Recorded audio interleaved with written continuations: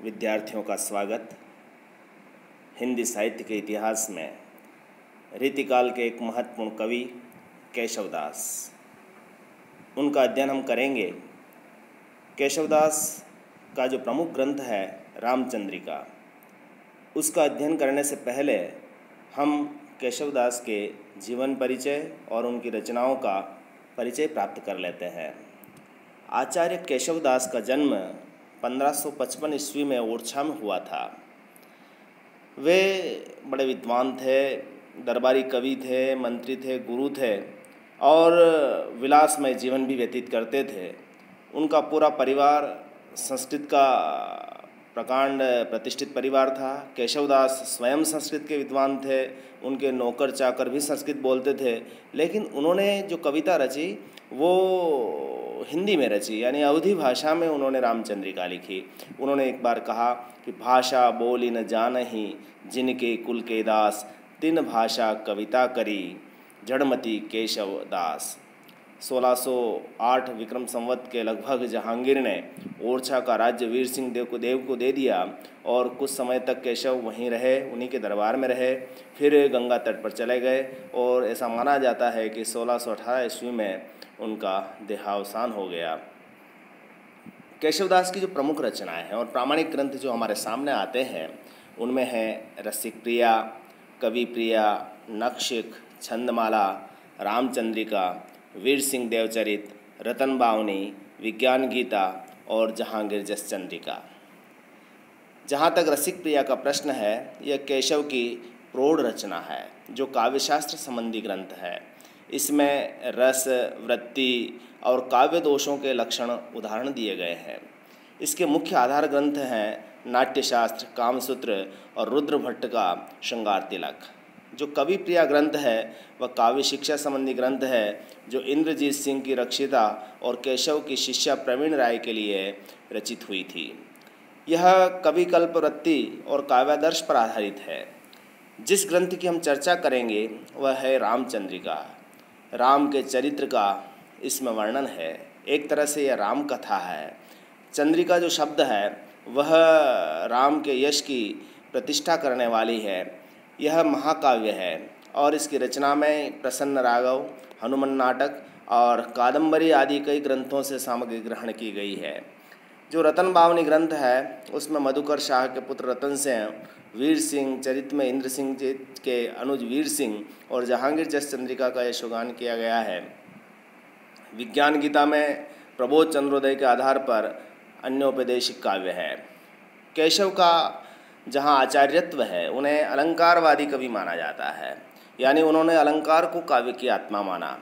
अतः स्वाभाविक था कि वे भामह, उद्भट और दंडी आदि अलंकार संप्रदाय के आचार्यों का अनुसरण करते। अलंकारों के प्रति उनकी बहुत ज़्यादा रुचि होने से कई बार ऐसा आलोचकों ने कहा है कि उनका काव्य पक्ष दब गया और उन्हें सहृदय कवि नहीं माना। यहाँ तक कि उनकी क्लिष्टता के कारण उन्हें कठिन काव्य का प्रेत भी कहा गया। जो रचना है उसमें अधिकाधिक अलंकार हैं, नगर शोभा, साज सज्जा सब कुछ है, लेकिन जो संवाद योजना में केशव को सफलता मिली है और नाटकीय तत्व जो उनमें आया है वह विलक्षण है। प्रबंध की अपेक्षा मुक्तकों में इनकी सरलता बहुत ज़्यादा व्यक्त हुई है। केशव को जब हम पढ़ेंगे तो उनके संवाद योजना के कारण जानेंगे। एक महत्वपूर्ण संवाद योजना अंगद रावण संवाद आपके पाठ्यक्रम में है।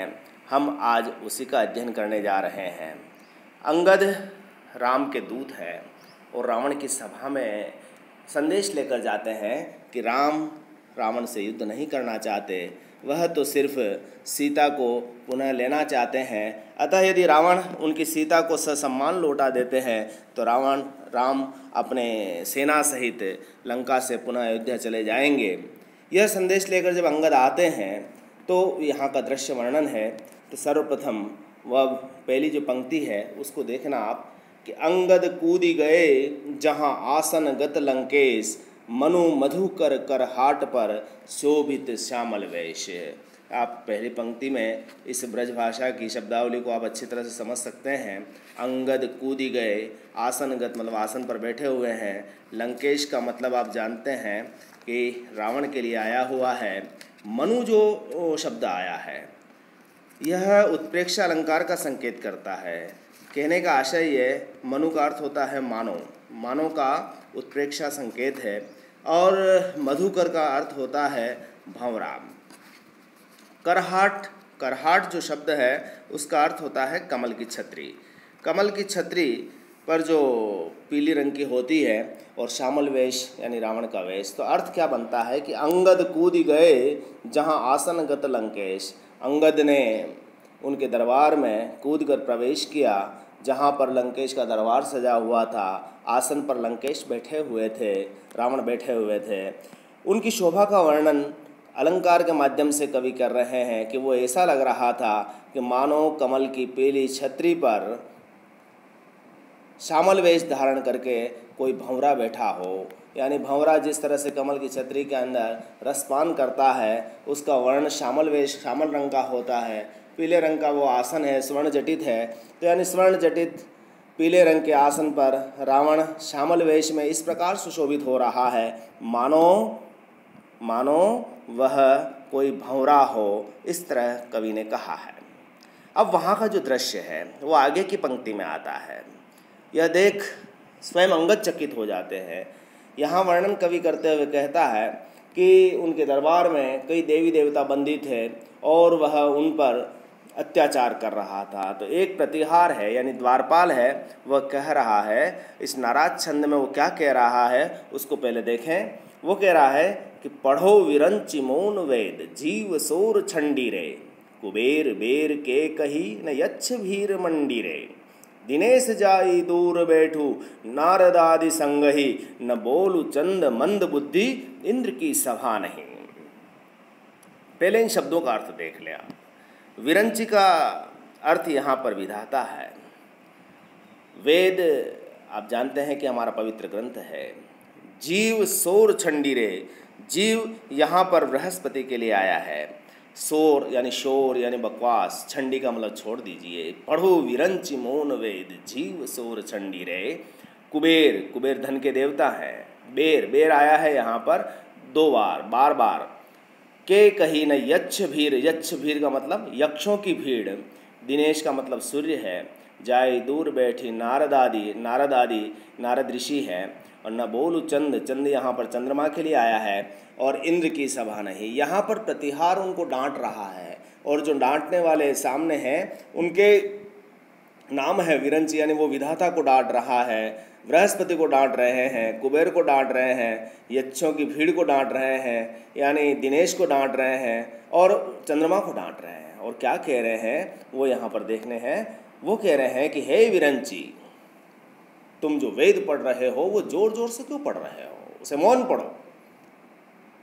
पढ़ो विरंचि मौन वेद, हे विरंचि, हे ब्रह्मा, हे विधाता, तुम्हें वेदों को जोर जोर से बोल करके नहीं पढ़ना है, मौन पढ़ो। और हे जीव, हे बृहस्पति, तुम ज़्यादा बकवास मत करो, शोर मत मचाओ यहाँ पर।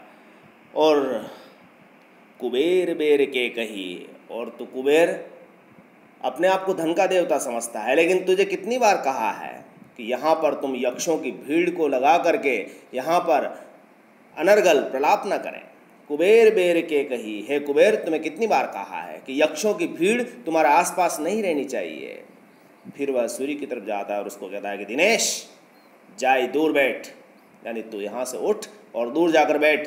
किसके पास? नारद आदि संग ही, वो नारद वगैरह बैठे हुए उनके पास जा, यहाँ पर नजर नहीं आना चाहिए। और बीच में जो चंद्रमा बोल रहा है उसको कहा न बोलू चंद, हे चंद्रमा, तुम्हें बोलने की जरूरत नहीं है, तू मंद बुद्धि है, ये इंद्र की सभा नहीं है जो तू बीच में बोले। नाराज छंद में प्रतिहार की जो भाषा है उसको देखें आप, किस तरह से संबोधन शैली में वह डांट रहा है और ऐसा लगता है कि साक्षात हमारे सामने दृश्य हो रहा है। और इससे रावण के सभा का, रावण का दृश्य, रावण के दरबार का दृश्य भी पता लग जाता है कि वहाँ प्रतिहारों के माध्यम से देवता किस प्रकार प्रताड़ित हो रहे हैं। दूसरी पंक्ति में आप देखें, कुबेर बेर, कुबेर और बेर, बेर 2 बार, सभंग यमक हो गया है, यहाँ पर यमक अलंकार हो गया है और भाषा इसमें ब्रज है ही। आगे जब पढ़ते हैं अपन तो अंगद यों सुनि बानी चित्त महारिस आनी, ठेली के लोई रोग अनैसे जाई सभा मह बेसे। जब अंगद ने ऐसी वाणी सुनी कि वो तो देवताओं को रावण के प्रतिहार तक डांट रहे हैं, तो उसके चित्त में महारिस आने बहुत गुस्सा आ गया। अंगद यूं सुनी वाणी, अंगद ने इस तरह से उसकी वाणी को सुना और उसे महारिस आ गई, बहुत ज़बरदस्त गुस्सा आया। और ठेली के लोग अनैसे, रास्ते में जो लोग थे उनको धक्का दे करके जाई सभा मह बेसे, यानी सभा के मध्य जा कर के वो बैठ गए, यानी रावण के सामने जा कर के बैठ गए और उस गुस्से में बैठ गए कि किस प्रकार यहाँ पर देवताओं की दशा हो रही है। जो अंतिम 2 पंक्तियाँ मैंने अभी बोली हैं वो चित्रपदा छंद की है। अब जब वो सभा में बैठ जाते हैं, यहाँ पर रावण उसको देखता है और उन्हें लगता है कि ये कौन वानर आया है और क्या लेने आया है, उसका मंतव्य क्या है। तो वह संवाद करता है और ये संवाद विलक्षण है। ये केशव का विशेष गुण है कि उन्होंने किस प्रकार संवाद योजना की है। रावण बोलता है और बहुत कम शब्दों में अंगद जवाब देते हैं, फिर रावण पूछता है और लगभग सारी घटनाक्रम सामने आ जाता है। हरिगीति का छंद है, वो क्या कहते हैं, पहले मैं छंद को पढ़ रहा हूँ। रावण कहता है कि कौन हो पठ ऐसो कोने, या तुम्हें कह काम है, जातिवान नर लंक नायक दूत अंगद नाम है। कौन है वह बांध के हम देह पूछी सबेदही, लंक जार संगार अच्छ गयो सो बात वृथा कही। रावण पूछता है कौन हो पठे सो कौन है, पठे का मतलब भेजा गया है, और या तुम्हें कह काम है, यानी हे वानर तुम कौन हो, तुम्हें यहाँ किसने भेजा है और तुम यहाँ पर किस काम से आया हो, यहाँ हमारे दरबार में तुम्हारा क्या काम है। तो अंगद जवाब देता है कि जाति वानर, मैं तो वानर जाति का हूँ और लंक नायक दूत हूँ, और मैं लंका के नायक का दूत हूँ। अब यहाँ पर लंक नायक का अर्थ आपको समझना पड़ेगा। यहाँ पर जो अंगद बोल रहा है उसकी दृष्टि में लंका के नायक तो विभीषण है। और आगे कहते हैं कि जाति वानर लंक नायक दूत अंगद नाम है, और मेरा नाम क्या है, अंगद है। तो इस तरह वो अपना परिचय देता है। रावण पूछता है कि कौन हो पठे सो कौन है, यहाँ तुम्हें क्या काम है। तो उन्होंने स्पष्ट कर दिया कि मैं वानर जाति का विभीषण यानी लंक नायक का दूत हूँ और अंगद मेरा नाम है। फिर रावण पूछता है कौन है वह बांध के हम देह पूछी सवेदही, तो फिर वो वानर कौन था जिसको हमने बांध लिया था, कौन है वह बांधी के हमने उसे बांध लिया था और देह उसकी देह को बांध लिया था और पूंछी सवेदही और उसकी पूंछ में आग लगा दी थी। तो आप समझ रहे होंगे यहाँ किसकी चर्चा हो रही है, हनुमान की चर्चा हो रही है, जिसके बारे में वो शेखी बगाड़ रहा है कि हमने उसको बांध लिया था और उसकी पूंछ को आग लगा दी थी, जबकि वास्तविकता कुछ अलग थी। तो वो पूछता है अंगद से वो वानर कौन था फिर, और तब लंक जारी संहारी अच्छ गयो सो बात। फिर अंगद समझ जाता है कि वो क्या कहना चाह रहा है। तो क्या आप उसके बारे में बात कर रहे हैं जिसने लंका को जारी यानी जला दिया, संहारी अक्ष कुमार अच्छ गयो, अक्ष कुमार को यानी अक्ष कुमार का संहार किया और गयो सो और वापस चला गया, बात वृथा कही। और आप ऐसी गलत बात कैसे कर रहे हैं कि हमने उसे बांध लिया था, आपने उसे कहाँ बांधा, वो तो लंका को जलाकर अक्ष कुमार का संहार कर वापस चला गया। इस तरह से आप देखें तो इस पद में छंद तो हरिगीति का है ही, लेकिन रावण और अंगद का एक कूटनीतिक संवाद हो रहा है। वो अपनी स्वयं की प्रशंसा कर रहा है और वह उसका प्रत्युत्तर दे रहा है, उसका खंडन कर रहा है, और बड़े स्वाभिमान के साथ अंगद उसके सामने खड़ा है। फिर रावण यहाँ पर नीतिगत बात करता है और उस अंगद के बारे में पूरी जानकारी इकट्ठी करने की कोशिश करता है। तो फिर कहता है वो कौन के सुत बालिके वह बौन बालिन जानिए, कांख चापि तुम्हें जो सागर सात नात बखानिए, हे कहाँ वह वीर अंगद देवलोक बताइयो, क्यों गयो रघुनाथ बान विमान बैठी सिधाइयो। कौन के, अब रावण यहाँ प्रश्न करता है कि तुम जो अंगद कुमार हो वो अंगद कुमार हो तो बताओ कौन के सुत हो, तुम को किसके पुत्र हो, किसके पुत्र हो। तो अंगद कहता है मैं बाली का पुत्र हूँ। बाली के मतलब मैं बाली का पुत्र हूँ। वह कौन बाली, ये बाली कौन है। रावण बड़ा चालाक है, वह जानबूझकर ऐसे प्रश्न कर रहा है ताकि सामने वाले की था ले सके। वह कौन बाली न जानिए। तो अंगद कहता उसे जानते नहीं आप, कौन के सुत बाली के, यानी तुम किसके पुत्र हो, मैं बाली का पुत्र हूँ। कौन बाली, न जानते हो, तुम जानते नहीं हो। अंगद कहता है कांख चापी तुम्हें जो सागर सात नाथ बखानिए। तुम्हारे को कांख में चापी मतलब दबाकर जो सातों ही सागरों में नहाता फिरा था। यानी ऐसा पूर्व वृत्तांत है कि बाली ने रावण को अपने कांख में दबाकर घूमता फिरा था और उसकी वीरता इसीलिए जानी जाती है। तो अच्छा तुम उस बाली को नहीं जानते हो कि जिसने तुमको कांख में दबाकर सातों ही सागरों में नहाता फिरा था और तुम कुछ नहीं कर पाए थे। मैं उस बाली का पुत्र हूँ, उस वीर बाली का पुत्र हूँ। तो रावण फौरन समझ जाता है कि इसे तो सब पता है। तो वो कहता है कि हे कहाँ वह वीर अंगद देवलोक बताइयो। तो अब वो वीर कहाँ है, हे कहाँ वह वीर, अब वो कहाँ गया है। तो अंगद ने क्या कहा कि उसे तो देवलोक पहुँचा दिया गया है, वो देवलोक में चले गए हैं, यानी स्वर्गवासी हो गए हैं। वो वीर स्वर्गवासी हो गए मेरे पिता। क्यों गयो। तो रावण पूछता है वो क्यों गया इस वीर वहाँ पर देवलोक में। तो अंगद कहता है कि रघुनाथ वान विमान बैठाइयो। रघुनाथ ने अपने वान रूपी विमान पर बैठा करके उन्हें स्वर्ग में भेजा है। अर्थात राम ने बाली को मोक्षत्व दिया है। यानी राम ने अपने बाण रूपी विमान पर बिठाकर मेरे पिताश्री बाली को स्वर्ग लोक भेजा है। और इस तरह से वो घटनाक्रम बताया है। यहाँ पर भी आप संवाद की गंभीरता देख सकते हैं। बहुत कम शब्दों में अपनी बात को बढ़ा रहे हैं और आगे इस कथानक को भी गति दे रहे हैं। तो एक अच्छा सा संवाद हरिगीति का छंद में। फिर आगे कहते हैं, जब उसने पहले कहा था ना कि लंक नायक दूत, तो फिर रावण यह प्रश्न करता है कि लंक नायक को विभूषण देवदूषण को दहे, मोहि जीवत होई क्यों जग तो ही जीवत को कहे, मोहि को जग मारे है दुर्बुद्धि तेरी जानिए, कौन बात पठाइयो कही वीर बेगी बखानिए। तो लंक नायक कौन है। तुमने जो भी पहले बार में कहा था अपना परिचय देते हुए, तुमने कहा कि मैं लंक नायक का दूत हूँ। तो ये लंक नायक कौन है। अंगद कहता है वो तो विभूषण है। विभूषण है तो देवदूषण को दहे, ये देवदूषण यानी देवताओं को जो कष्ट पहुंचा सकता है, देवताओं को पर जो विजय प्राप्त कर सकता है, उसको तुम रावण को चुनौती दे रहे हो। ये रावण के सामने होते हुए विभीषण कैसे लंक नायक बन सकता है।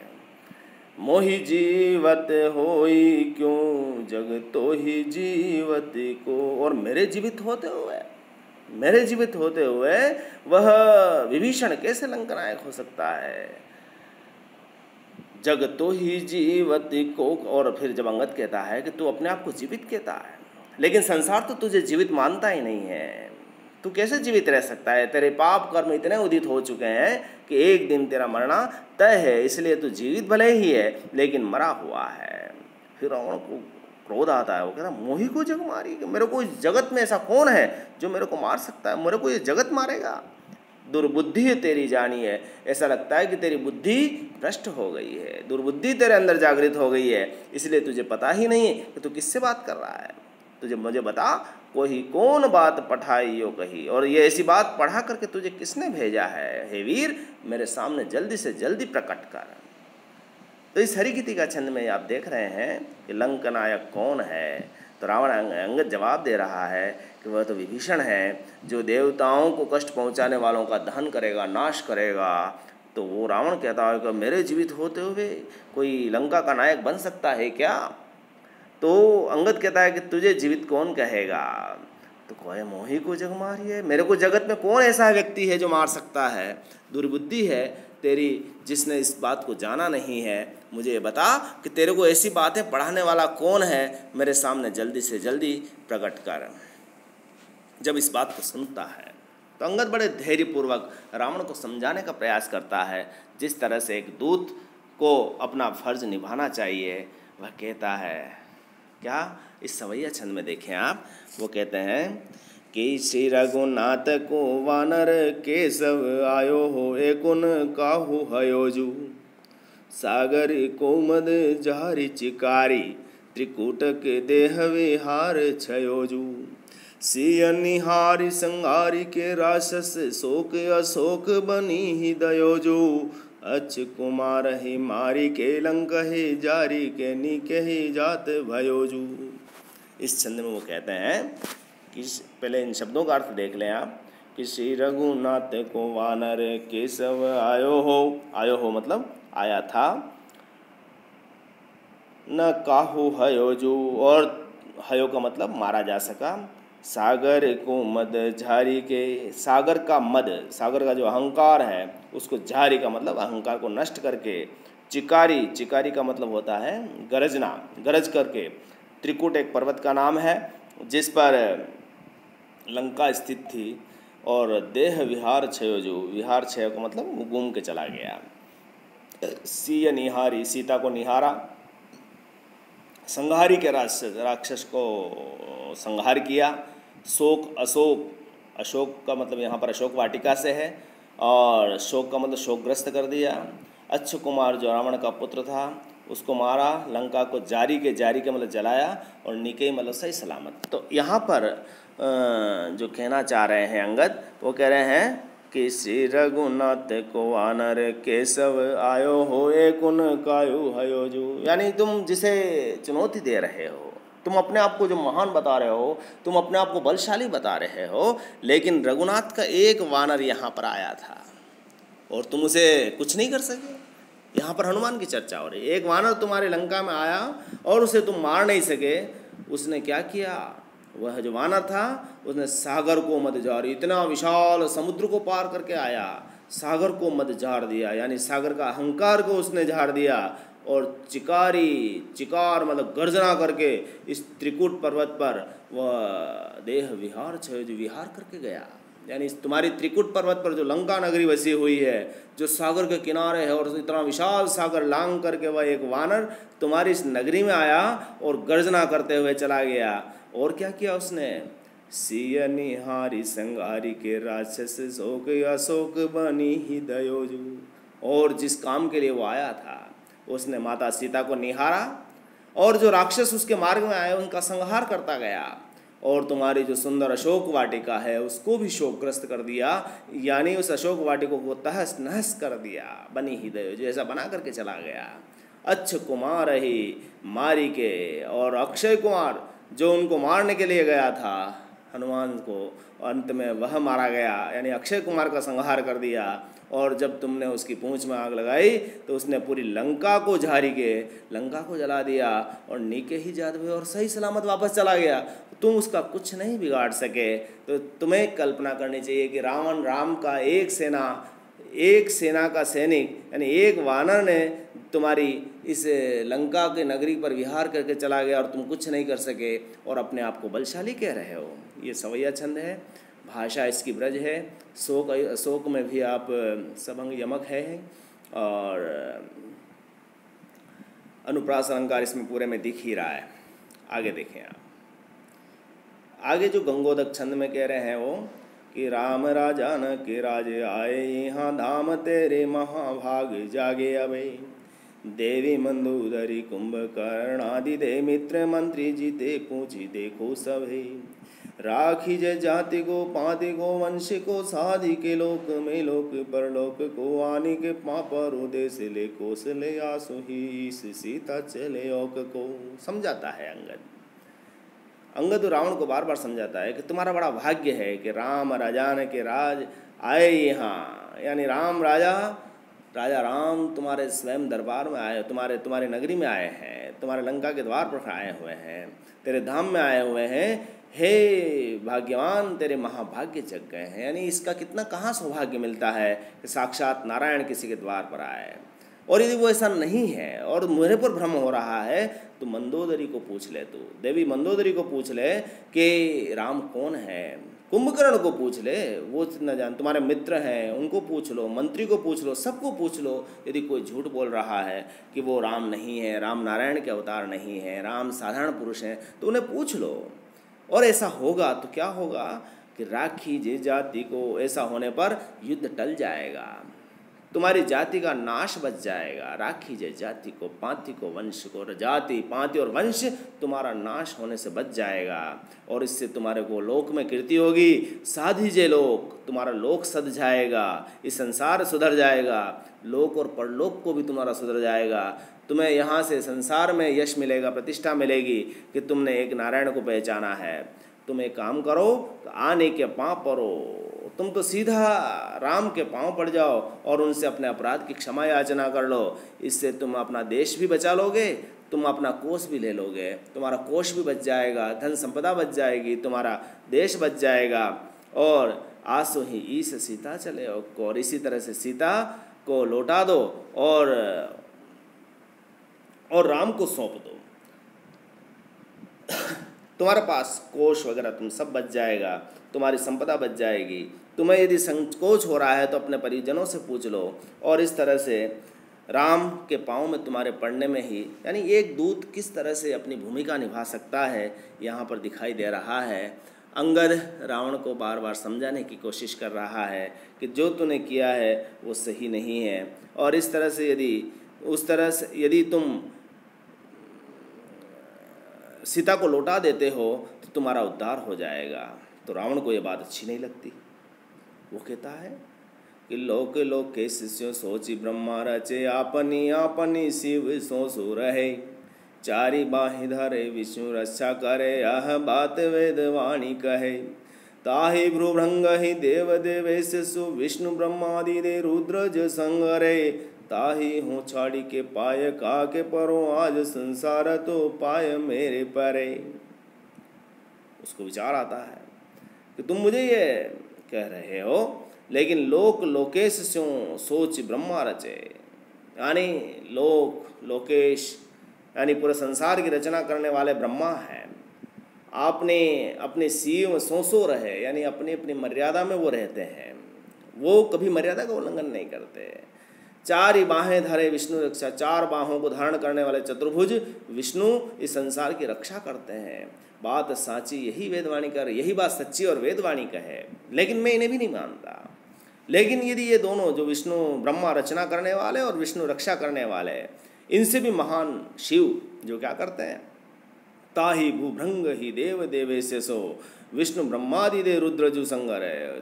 केवल भ्रकुटियों के तनने मात्र से ही, भ्रूभृंग यानी जिनकी भौहें तनते ही, जरा टेढ़ी नजर करते ही, तड़ा क्रोध करते ही क्या हो जाता है, देव देवेशों यानी देवता इंद्र भी और स्वयं विष्णु और ब्रह्मा भी क्या हो जाते हैं, डर जाते हैं। और रुद्र जो संहार है, यानी रुद्र उनका संहार कर सकते हैं। और ताही हो छाड़ी के, मैं ऐसे महान शिव को छोड़ करके क्यों किसके पाँव में पड़ूंगा। मेरे इष्ट कौन है, स्वयं भगवान शिव है। ताही हो छाड़ी के पाए काके परो, मैं किसी के पाँव नहीं पड़ सकता। आज तो संसार स्वयं मेरे पाँव पड़ता है, यानी मेरे पाँव पड़ने वाला संसार उसको छोड़ूं और मैं शिव का जो सानिध्य मिलता है मुझे, मैं उनको छोड़ूं, मैं अपने आराध्य को छोड़कर एक दूसरे व्यक्ति के पाँव में कैसे पड़ सकता हूँ। अर्थात एक तरह से उन्होंने उसकी बात को टाल दिया, यानी अंगद के इस प्रस्ताव को अस्वीकार कर दिया। आज बस इतना ही। हम अगले अध्याय में इसी का अगला अंश दूसरे दिन पढ़ेंगे। धन्यवाद।